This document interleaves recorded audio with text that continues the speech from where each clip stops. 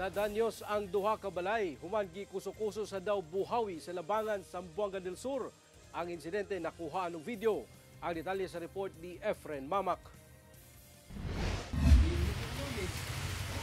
Daw puti nga aso nga mituyok-tuyok.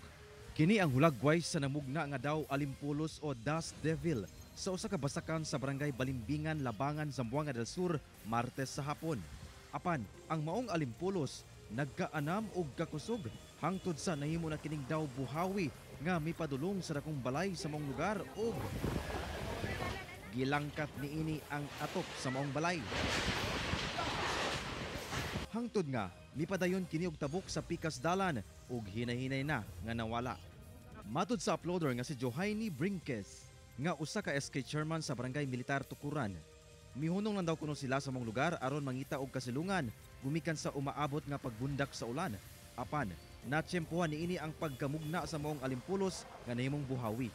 Matud ni Johaini, ana sa duha ka balay ang nadanyos nga gilangkuban sa duha ka andana nga balay ug ang katapad nga balay. Hinuon walay natalang angol sa insidente. Hinuon kumpirmahon pa kini sa MDRRMO Labangan. Matud sa Pag-asa, mamugna ang maong weather phenomenon kung dunay dag-um.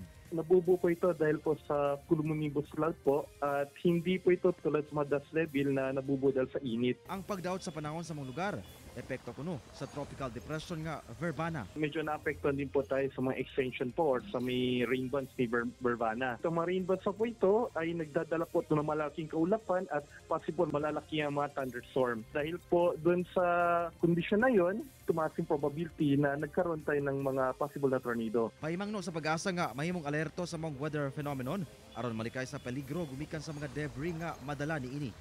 Kauban si Gary Balantay, Efren Mamak, 1 Mindanao.